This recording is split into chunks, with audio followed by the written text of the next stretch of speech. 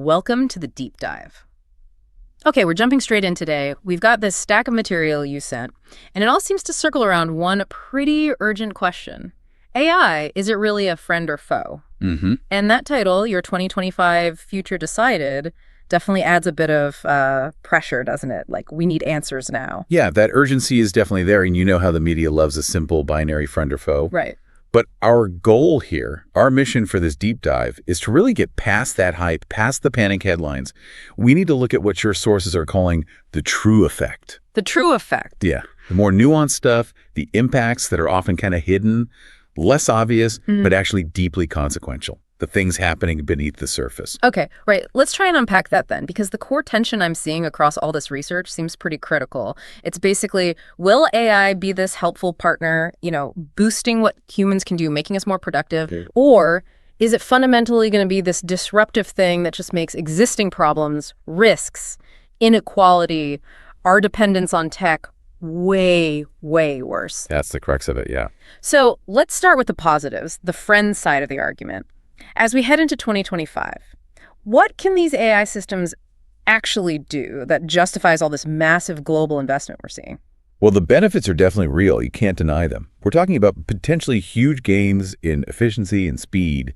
AI is just extraordinary at automating those repetitive tasks. Okay. But it's more than just, digitizing old processes. It's about freeing up people, human minds, for totally new kinds of thinking, new problem solving. Right, freeing up capacity. Exactly. And maybe even more importantly, AI can really enhance decision-making. Yeah. It can process these enormous data sets that no human team could possibly handle. Just the scale. The sheer scale, yeah.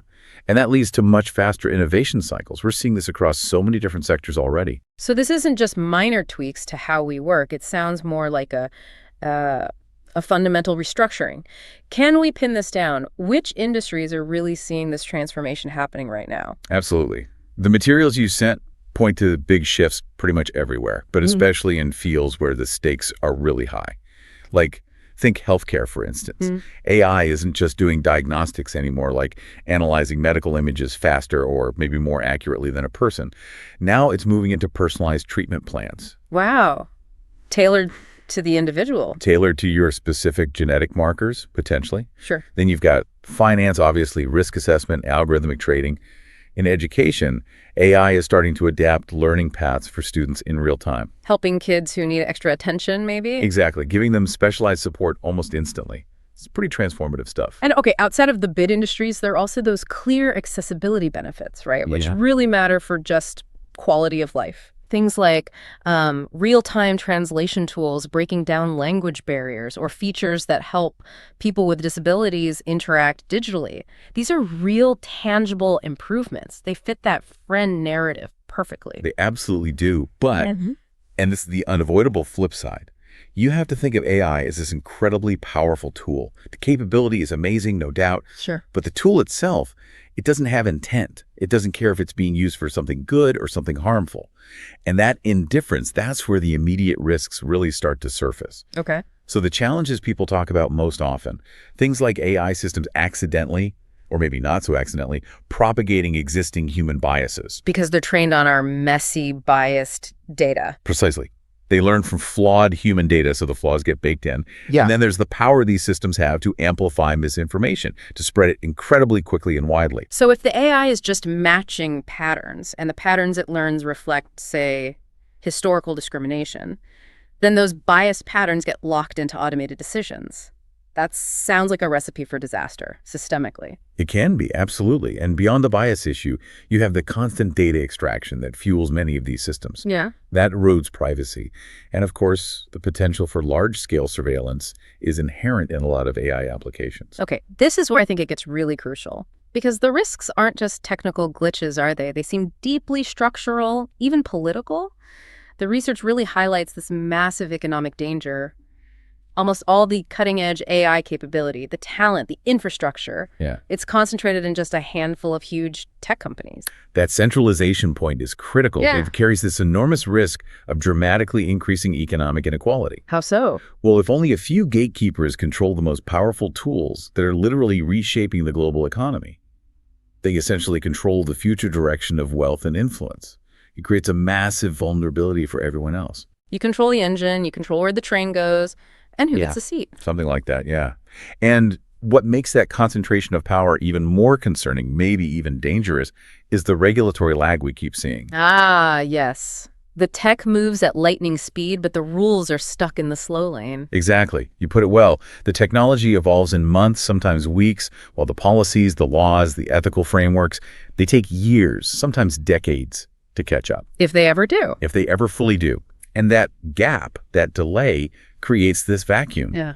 There are often simply no effective guardrails, ethical or societal, for some of the most profound technologies being rolled out today.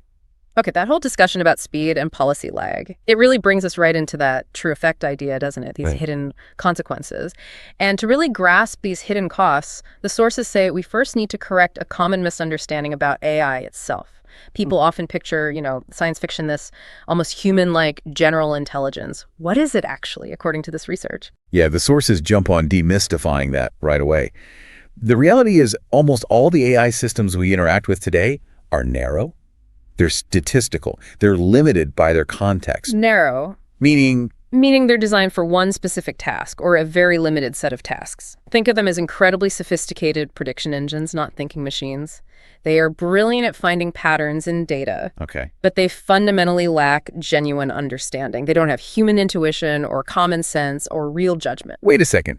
If they're just statistical pattern matchers, why does it feel like the media and sometimes even the companies themselves describe them as practically sentient or like artificial general intelligence, AGI, is just around the corner?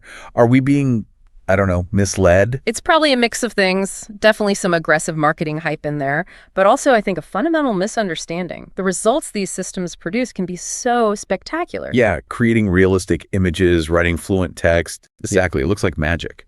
So people naturally confuse that impressive capability with actual comprehension or consciousness. Hmm. But once you grasp that, Hmm. they're essentially just very complex predictive models. Okay. You stop just marveling at the miracle and you start asking different questions like, what are the hidden burdens? What does it actually cost to keep these systems running? And that takes us straight to those overlooked costs, the ones that aren't just dollars and cents on a balance sheet. These seem key to getting that nuanced view you mentioned. Let's start with the environmental impact. I saw some figures in there that were surprising. Surprising is putting it mildly. Some of it is truly shocking.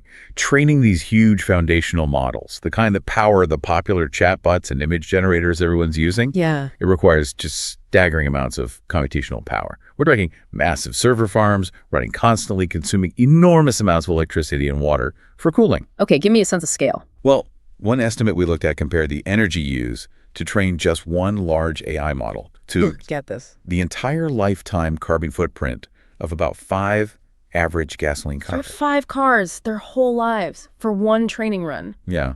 Or another comparison was something like 125 round-trip flights between New York and London for one model. That's just not sustainable. And it's a cost you never hear about in the glossy product launch announcements. Almost never. It's completely obscured most of the time. But maybe even more disturbing ethically is the human cost. The exploitation required to make these machines appear so intelligent and seamless. The hidden human labor. Exactly. Sometimes called the ghost workers of the AI industry. We see the polished output, the seemingly competent AI response, but we rarely acknowledge the thousands upon thousands of low-wage workers, very often located in the global south, who are doing the really grueling work behind the scenes. Data labeling, tagging images, and maybe most importantly, content moderation. They're the ones filtering out the toxic stuff. Or telling the machine, no, that's definitely a cat, not a toaster, so the model learns. Precisely. They're cleaning up the worst corners of the internet, or providing that basic ground truth the AI needs to learn distinctions. Without that constant, often psychologically damaging human input, the algorithms simply wouldn't work nearly as well. It's a pretty exploitative foundation for this supposedly automated future. Unsustainable and exploitative. Mhm. Okay. And this reliance on the machine, even with the hidden human effort, it brings up another subtle but maybe profound societal consequence, the potential erosion of our own human skills. Yes, this is a really interesting point the sources raise. If we become too reliant on AI for things we used to do ourselves, basic cognitive tasks, maybe summarizing complex information, checking our writing, even making relatively simple decisions, We get lazy. It's more than lazy. We risk actually losing the ability, or at least diminishing our capacity, for critical thinking, for making nuanced judgments, even for creativity. It's like we're outsourcing our own brain power bit by bit, and those mental muscles can start to atrophy if they aren't used. Okay, this outsourcing of thinking, this reliance, it connects directly to a really concerning issue, accountability. If we stop checking the AI's work, or if we can't check it, how do we hold the system responsible when things go wrong? This is the black box problem, right? And it seems like a major crisis brewing. Absolutely. That's a perfect way to frame it. The core problem is the combination of unpredictability and opacity. Many of the most powerful AI models, especially deep learning ones, are just so complex that they effectively operate as black boxes.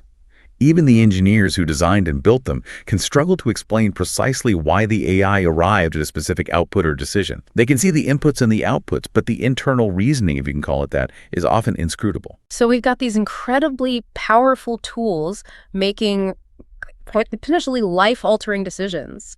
Loan applications, medical diagnoses, maybe even parole recommendations. Yes, all of those. But we literally cannot understand how they reach that decision. Yeah. What are the real-world implications of that lack of transparency, that lack of interpretability? Well, if you connect this to the bigger picture, especially in high-stakes areas, the risks are potentially catastrophic. Yeah. Imagine an AI incorrectly denying someone a critical loan for a house or business. Right. Or worse, an AI system involved in medical diagnosis either misses something crucial or flags a healthy patient for an unnecessary invasive procedure. In areas like public policy, what if an AI recommends zoning changes that seem neutral on the surface but end up disproportionately harming a specific community? How do you even begin to challenge that decision if you can't see the why behind it? You can't exactly cross-examine an algorithm in court. You can't fire the machine if it keeps making biased decisions. If we can't interrogate the mechanism, can't ask, why did you make that choice, then accountability just seems impossible. That's precisely the problem. And the sources are really clear on this. If the AI's behavior cannot be reliably explained and justified, especially in sensitive domains like healthcare, finance, or law, then the system cannot be considered truly reliable or ethically governable. We end up placing immense trust, almost blind faith, in systems that are, by their very nature in some cases, fundamentally opaque. So, wrapping this all together, what's the main takeaway for you, for the listener? Our deep dive definitely confirms this isn't a simple friend or foe situation. The impact of AI is incredibly complex. It's double-edged. Absolutely. It really demands that we move beyond those easy media narratives and develop a much deeper understanding of the power dynamics, the centralization, and all these hidden costs and subtle erosions we've been talking about. And the research consistently points to the fact that AI itself isn't inherently good or bad. It's not the foe. The outcome, what happens in 2025 and beyond, really depends entirely on the choices we make. Humans. Yes.